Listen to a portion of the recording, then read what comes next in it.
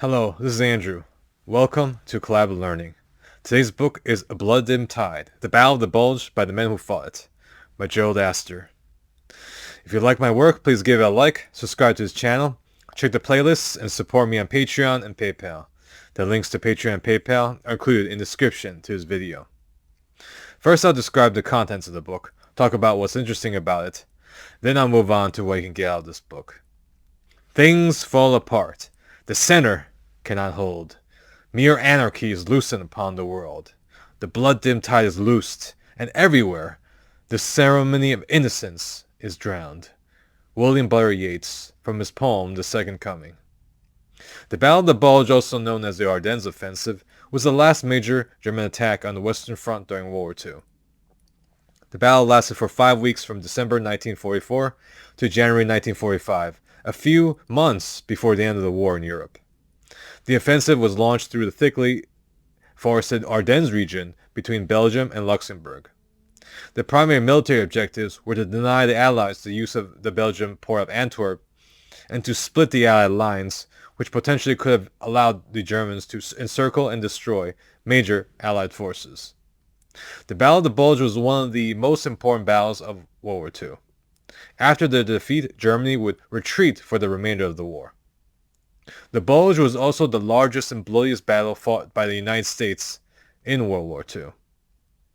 A Blood-Dim Tide is a general history about the Battle of the Bulge and presents, along with a large number of highly insightful and valuable memories from American German soldiers and officers.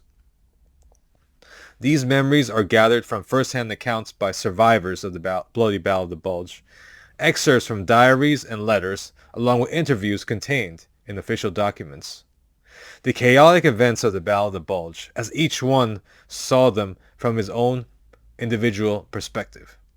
The hardships faced by the soldiers, the battle's horrifying costs, and finally the controversy surrounding the campaign are described. This is the story of the Battle of the Bulge as told by the men who fought it. Most of the tellers of the tale are American, with a few Germans mixed in. The reader gets to read brief biographies of the men before the war, their times in the war and after the war. It is captivating reading about people who were, for the most part, ordinary citizens who were thrust into an extraordinary situation.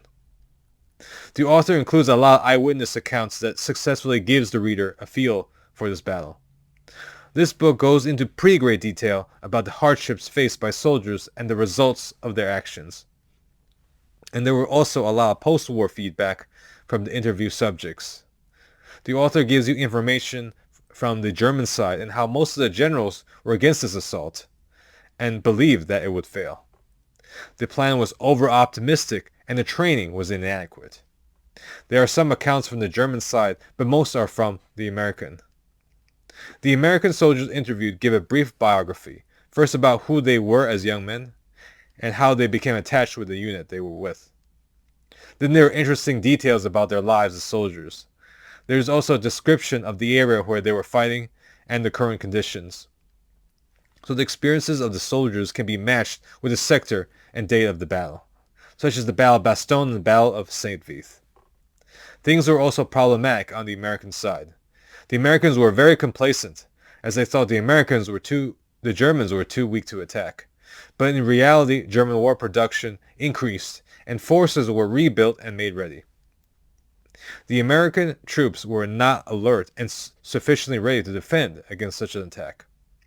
The subsequent fighting involved very high losses on both sides, and eventually the Germans ran out of steam, and there was an American counteroffensive that erased the Bulge. The main value of the Blood-Dim Tide is not the strategic or operational aspects. It's really the priceless recollection of their personal accounts. This was one of the first books on World War II that I read when I was maybe 14 years old, and it really stuck with me. I consider it one of the books that got me fascinated with the American Army in World War II and all its aspects for life. I found all the young men to be sympathetic and also felt great sympathy for the tragic and heroic experiences they went through. In these first-person accounts, the reader can feel the emotion, excitement, and fear of the men who were actually there. This is done with great detail, with the sights and sounds vividly remembered. Psychological science says that when people are in extremely intense and traumatic situations, they tend to remember their feelings and experiences very well. This is doubly the case here. The only flaw with these personal accounts is they sometimes miss the big picture and actual facts of the situation, and they have a tendency to repeat rumor and myth due to being in the fog of war. But this is entirely 100% expected and fully understandable. The most important lesson gleaned from the book is that the men caught in the path of the steamroller offensive were both victims and heroes. These men are passing on, and their contributions to the body of knowledge of this great battle are irreplaceable. Astor should be commended for collecting them. For historians, these personal accounts retain a lot of value as well. The personal experiences can be extracted and matched with the combat days and battles in question to get a better sense of what the battle was like for the individual soldier at the time. So this book, after you are done reading, retains its value. I rate this book a 4.5 out of 5. So that's what I think about A Blood and Tide, the Battle of the Bulge by the men who fought it. Please put your thoughts and ideas in the comments section. They always make a great conversation. I hope you find my review to be informative. Thanks for watching.